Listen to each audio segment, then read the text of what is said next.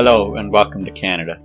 This is the first true episode of this project, as in the last video I only really planned out the city and described the scope of the series. In this episode we'll be building at the endpoint of the bridge, placing several buildings, our main train station, and detailing the area and its roads. I've already described this project in the last episode, so there's no real need to say anything else, and I'm gonna just get right into the build.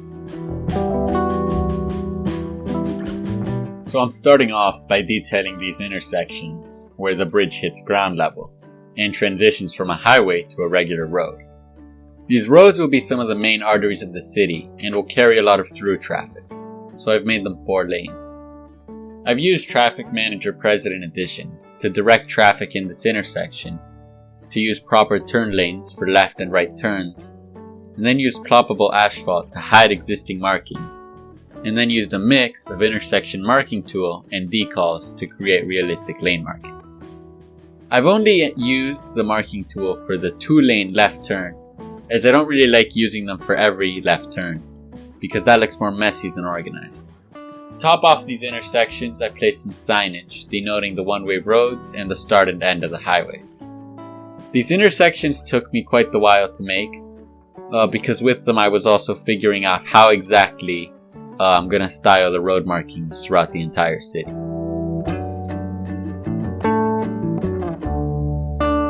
The next step I've taken is placing down the buildings which will make up my main train station.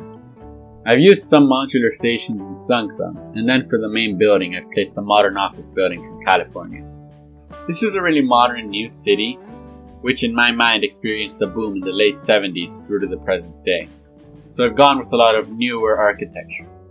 These rails will curve and run through the core like they do in Toronto, and they'll really mold the shape of this area and the roads around it, such as this road here, which doesn't really go anywhere, as on the opposite side of the rails will be a massive park. In order to keep the level separation clean, I've gone and used some retaining walls and grass surface networks. You can still see some of the terrain ruining shadows on the networks, but I'll be covering them in trees regardless. By this road I've placed the first of many modern condo buildings, as it's likely that the noise from the bridge has kept the land value very low until recently, where development has been worthwhile, which is why this area will seem slightly disconnected from what is around it. Behind this building I've also gone and placed a small park, not a lot to it, but the trees will serve to block some of the noise, and they'll also provide a quiet place for the residents of the buildings nearby. On the opposite side of the road, I've placed some smaller, albeit high-density developments. Once again, these are extremely modern and fill spaces that probably weren't residential a decade ago. Behind them, I've placed another park, although this one is more a place to sit and relax than walk like the other one. These purple trees add a bit more color to the area and would likely be seen by everyone leaving the city on the bridge. I've decided to name the bridge Lyon Mackenzie Bridge, after the first mayor of Toronto and his grandson, one of the greatest prime ministers in Canadian history. Over that end of the bridge, I've placed one of my procedural objects condos, and I'm filling the area behind it with parking for station workers. I filled this gap with some planters, which I really like because they look really clean and modern, and I've placed the flowering pear tree by Mr. Mason, which will serve as my accent tree for the hall station area. The little space by the law will serve as a little oasis of calm for passengers waiting for their trains, so I've added some tables and a board displaying departure times. Then I finished off by detailing the intersection with some signage and the marking tool, and this other lot behind the condo will serve as a temporary parking lot for visitors and delivery drivers. I will be placing some parking garages near the station that will handle the rest of the area's parking requirements.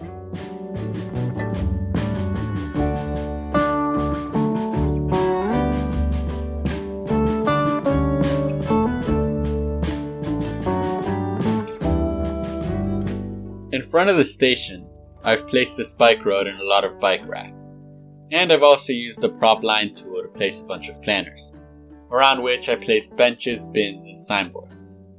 I've also added some Canadian flags. This is all that I'll be detailing in the station for now, as in the next episode I'll actually build and detail the whole station, including platforms and a bus terminal on the opposite side.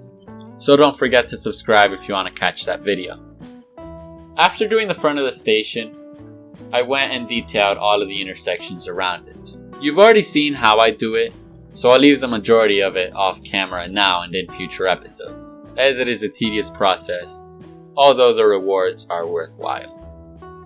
While I have placed some residential, the station borders against the edge of the financial district, so I've used procedural objects to fit this unremarkable office building in front of the station. And now I've gone back to this spot by the exit of the highway and have placed this condo here, which I'll later go back and modify with PO a bit later on in the video. In order to fit the building to the hill, I used 2 copies to give the overall building and area a step design, and I'll reflect that on the ground below with a 2-layered plaza. In order to have clear separation between my heights, I've used ploppable asphalt for my floors and used retaining walls and stairs along the sides.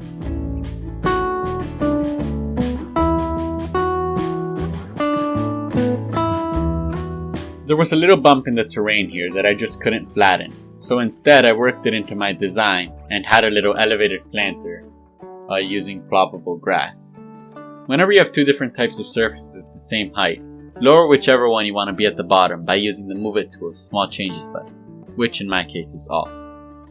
I covered the area in tiles and probably should have used PO to align them to the curve, but I got lazy and just put some trees on the exposed asphalt.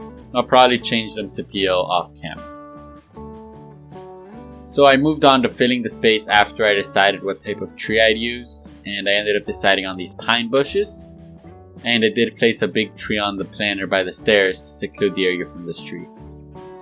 I then added some tables and some umbrellas, and when you do this you just want to leave spaces for people to walk around the patio, and then I randomized the directions with the Move It tool.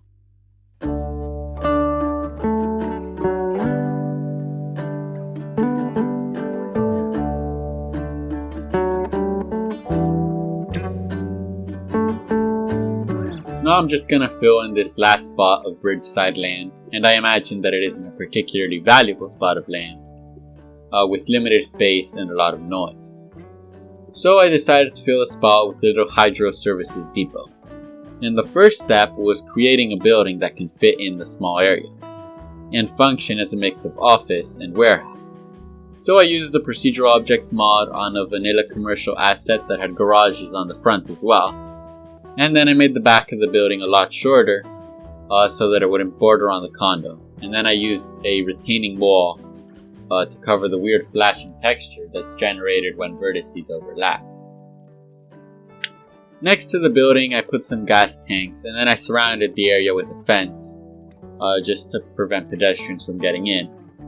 And after that I began detailing with a lot of basic line marking decals to denote the parking spots. And then I used some of Ronix 9's stains and wear decals to make the asphalt look properly aged. After that, it was a matter of adding the vehicles and placing some markings to ensure that no vehicles would block the entrance to the depot. And that about covers the hydro station, and I'm very pleased with how it came out, and it really fills the space naturally.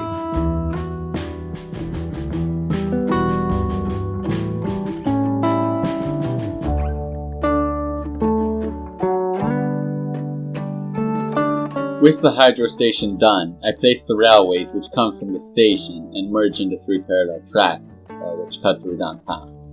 It took me a surprisingly long amount of time connecting all of the tracks with each other and ensuring that every likely path was possible. And once I'd done that, it was just filling the area with asphalt, and I'll properly detail it next episode.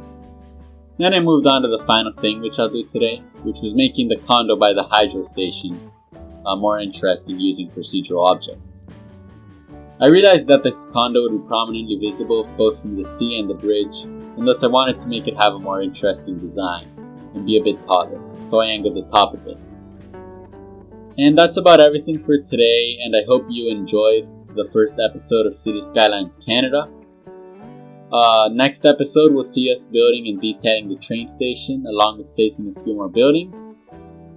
And I hope you enjoyed this one, and if you did, don't forget to subscribe, and if you really enjoyed it, you can support the channel on my Patreon, which is linked down below. See you next time in Canada.